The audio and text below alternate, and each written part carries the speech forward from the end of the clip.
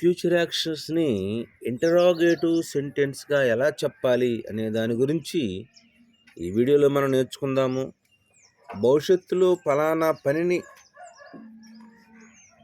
లేదా విషయాన్ని చేద్దామా అని అడుగుటకు ఫ్యూచర్ యాక్షన్స్ని ఇంటరాగేటివ్ సెంటెన్స్గా రాయాల్సి ఉంటుంది.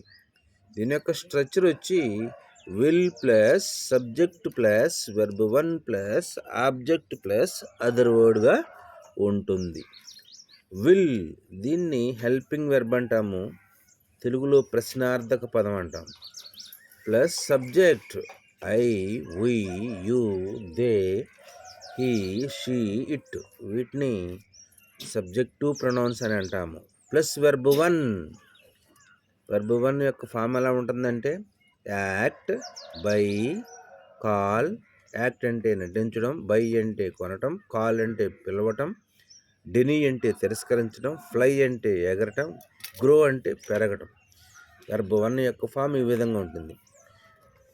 ఇక్కడ will you play a game, నీవు ఒక ఆట ఆడతావా. అట్లాగే will they sing a song, వారు ఒక పాట పాడుతారా. Will I take your pen, నేను నీ కలమును తీసుకోనా. Will you watch a movie, మనం ఒక సినిమా చూద్దామా.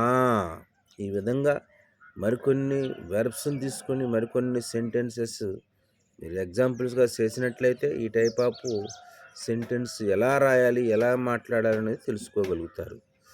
అయితే కీవర్డ్స్ వచ్చి కొన్ని చూద్దాం. ఇక్కడ tomorrow, after 1 month, after 1 week, after 1 year, next year, next week, next month, later. ఈ విధంగా కొన్ని కీవర్డ్స్ని ఉపయోగించి ఈ ఫ్యూచర్ యాక్షన్స్లోని ఇంటరాగేటివ్ సెంటెన్స్ అనేవి చెప్పవచ్చు. ఫార్ములా గురించి చెప్పుకుంటే ఒకసారి will plus subject plus verb 1 plus object plus other వర్డ్గా దీని యొక్క ఫార్ములా ఉంటుంది. Thank you for watching this video.